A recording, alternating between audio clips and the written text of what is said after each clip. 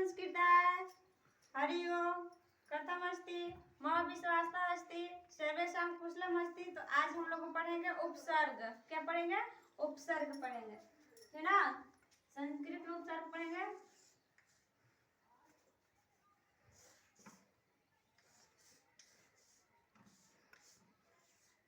उपसर्ग, उपसर्ग क्या है? उपसर्ग पढ़ना है, ठीक ना। उपसर्ग में क्या है? देखो यहाँ पर उपसर्ग में क्या है?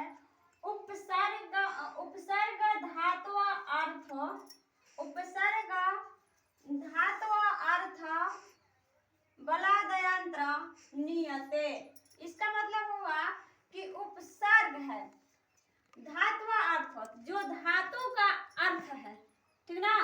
धातु का अर्थ है, धातु का अर्थ मतलब क्या? लिखती, पठती, हंसती, खेलती, क्या हुआ? ये सब क्रिया हुआ।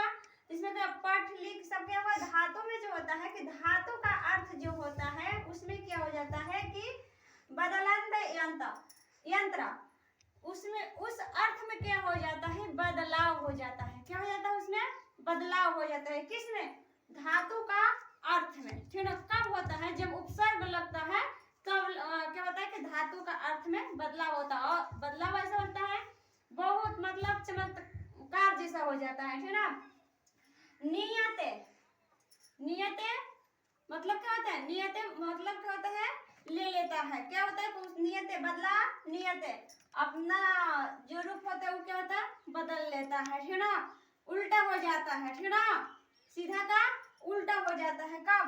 जब उपसर्ग लगता है तब, ठीक ना। तो उपसर्ग में क्या होता है कि इसमें धातु अर्थ बदला यंत्र नियते। उपसर्ग लगने पर क्या होता है कि धातु का अर्थ में बदलाव हो जाता है, ठीक ना। कहते हैं कि धातु का अर्थ में बदलाव हो जाता है। देखो यहाँ पर लिखा हुआ है, जैसे यहाँ पर है परहारा हर। परहारा हर मतलब क्या है? इसमें उपसर्ग क्या है? प्रा है। क्या है? प्रा है। उपसर्ग क्या हुआ है? प्रा है। तो उपसर्ग कब लगता है? धातु, कोई भी धातु से क्या होता है कि ये पहले ही लग जाता है। उपसर्ग क्या होता है? शब्द से पहले लग जाता है, अंत में नहीं। अंत में लगता है तो दूसरा अर्थ हो जाएगा। उसमें प्रत्यय पढ़ेंगे, ठीक ना। प्रत्यय होता है जो अंत में लगता है। शब्द से क्या होता है कि ये पहले लग जाता है, ठीक ना। उपसर्ग का होता है कि पहले लगता है। किसमें?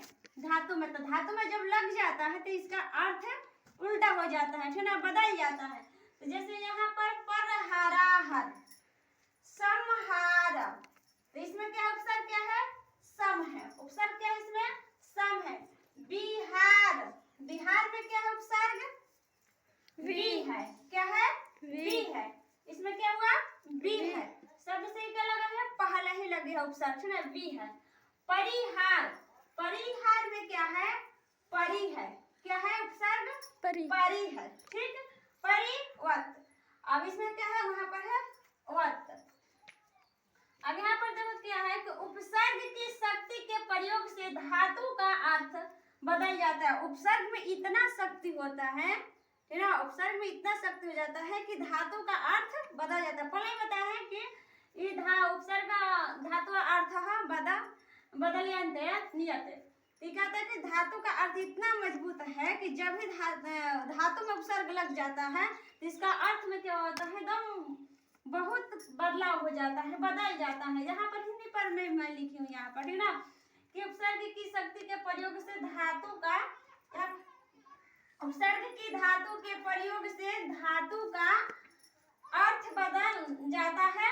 इसमें कहते हैं कि क्रियाओं और कृदंत प्रत्यय युक्त शब्दों के प्रारंभ में, प्रारंभ मतलब क्या होता है? शुरू में, पहले, हाँ पहले, प्रारंभ मतलब पहले का कृदंत प्रयुक्त शब्दों के, कृदंत होके या शब्द होके उससे पहले, ठीक ना, प्रारंभ में उपसर्ग का प्रयोग किया जाता है। धातु के पहले हो या तो शब्द के पहले हो, ठीक ना। शब्द हो या धातु, उसके पहले ही उपसर्ग का प्रयोग किया जाता है। इसको मार्जनम करो में अगर इसमें भाषा में ये क्या होता है? पहले बताया कि भाषा में से परिवर्तन तो ये है, कहते इससे कहते कि इससे भाषा में अर्थ चमत्कार आ जाता है, ठीक ना। कब चमत्कार हो जाता है? जब उपसर्ग लगता है तब। किसमें? जिसमें उपसर्ग लग जाएगा उसमें चमत्कार हो जाएगा, ठीक ना। इसमें कहते हैं कि चमत्कार आ जाता है। एक ही शब्द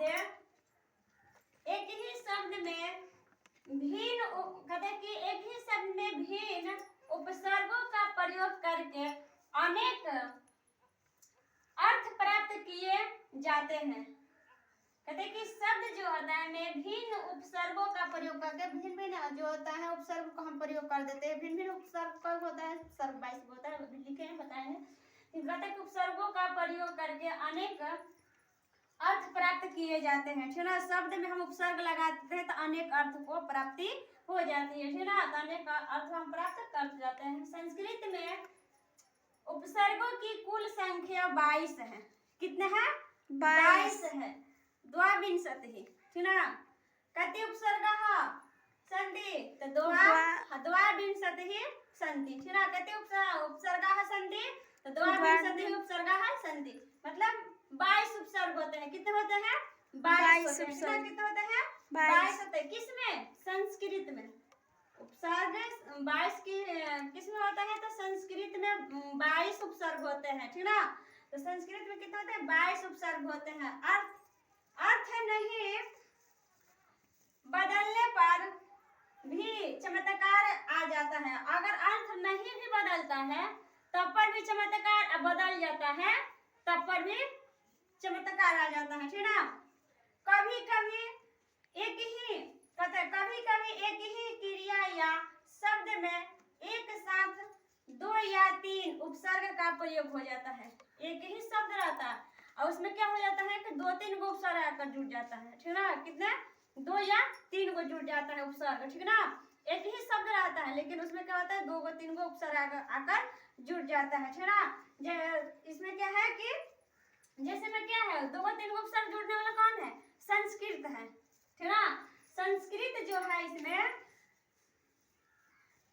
संस्कृत है। संस्कृत में क्या है? इसमें 2 गो 3 गो जुड़ गया है इसमें, ठीक ना। उपसर्ग कितने हैं? 4 है उपसर्ग। ये पहले तो इसमें सम है ना, इसमें सा और यहाँ पर मा सम है और उसके में क्या है? सा है इसमें। ये सब तो 2 तो जुट गया ना। क्री है। क्री क्या है? क्री धातु है। क्या है? क्री धातु है, ठीक ना। तो इसमें 2 उपसर्ग जुट गया है। कितने? 2 उपसर्ग जुट गया, ठीक ना। संस्कृत में भी तो ये कहते हैं कि कभी कभी क्या होता है कि इसमें उपसर्ग जुड़ता है तो चमत्कार नहीं भी बदलता है भाषा, तब पर भी चमत्कार, और जब ये बदल जाता है तब पर भी चमत्कार होता है। उपसर्ग का यही गुण होता है, ठीक ना, कि जब भी उपसर्ग लगता है तो उसका भाषा में परिवर्तन हो जाता है, ठीक ना। तो क्या है इसमें? अब यहाँ पर क्या है कि 22 गो है उपसर्ग। क्या है? 22 गो है। तो 22 का अब हम इसका नाम जानेंगे, ठीक। 22 का क्या जानेंगे? हम नाम जानेंगे कि कौन कौन सी है उपसर्ग जो 22 है, ठीक ना। तो 22 का हम नाम जानेंगे और यहाँ पर मैं लिखवाऊंगी, ठीक ना। तो आज के लिए ही नमः संस्कृत।